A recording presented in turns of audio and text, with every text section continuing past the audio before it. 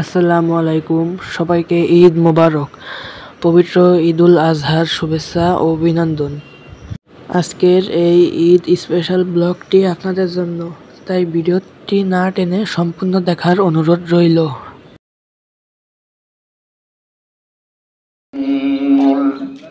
فلما بلغ معه السعي قال يا بني إني أرى في المنام أني أذبحك فانظر ماذا ترى قال يا أبت افعل ما تؤمر ستجدني إن شاء الله من الصابرين فلما أسلما وتله للجبين وناديناه أن يا إبراهيم قد صدقت الرؤيا إنا كذلك نجزي المحسنين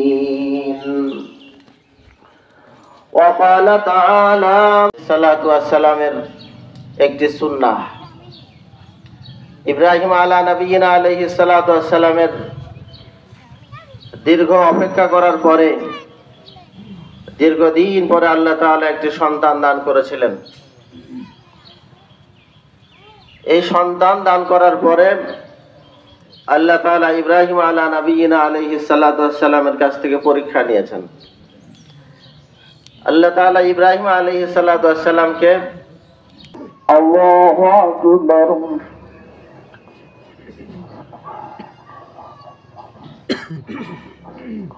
আল্লাহু আকবার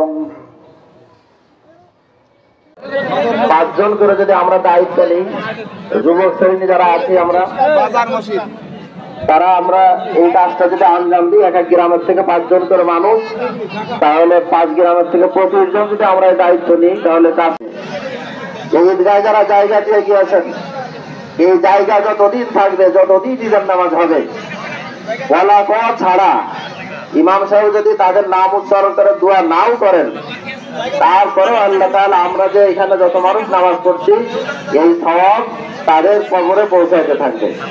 এজন্য আমরা ঈদগাহের এই সপ্তাহে জারি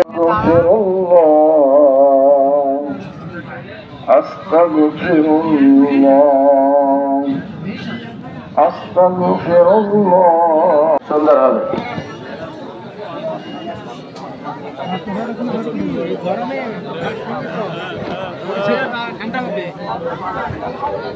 ভাই আরো যারা আমরা বাইরে থাকি, বিশেষ করে বিভিন্ন কর্মজীবী আমরা,